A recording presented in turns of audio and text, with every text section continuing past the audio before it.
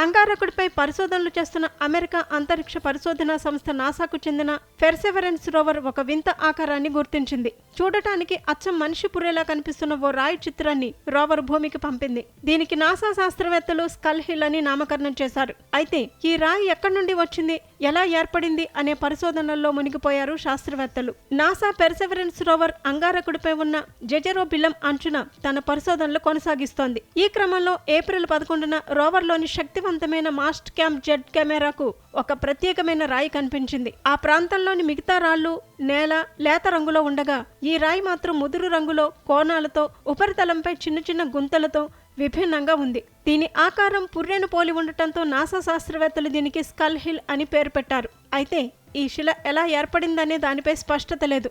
ఈ రాయి దాని చుట్టూ ఉన్న లేత రంగు ప్రాంతానికి భిన్నంగా ముదురు రంగులో కోణాలతో కూడిన ఉపరితలంతో కొన్ని గుంతలతో ప్రత్యేకంగా నిలుస్తోంది అని నాసా ఒక ప్రకటనలో వివరించింది. ఈ రాయిపై ఉన్న గుంతలు గాలి వలన ఏర్పడిన కోత వల్ల గాని, అందులోని చిన్న చిన్న ఖనిజాలు కాలక్రమేణా తొలగిపోవటం వల్ల కానీ ఏర్పడి ఉండవచ్చని నాసా భావిస్తోంది. మరోవైపు ఇది సమీపంలోని ఏదైనా అగ్నిశిల భాగం కావచ్చని, అలాగే గతంలో ఏదైనా గ్రహశకలం ఢీకొన్నప్పుడు ఎగిరివచ్చి ఇక్కడ పడిన మొక్క అయి ఉండొచ్చని కూడా శాస్త్రవేత్తలు అంచనా వేస్తున్నారు.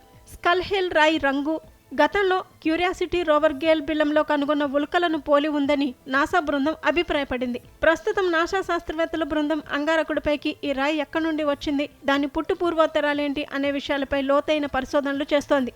ఈ రాయిని విశ్లేషించడం ద్వారా అంగారకుడి భౌగోళిక చరిత్ర, అక్కడి వాతావరణ మార్పుల గురించి మరిన్ని కీలక వివరాలు తెలుసుకునే అవకాశం ఉందని శాస్త్రవేత్తలు ఆశాభావం వ్యక్తం చేస్తున్నారు.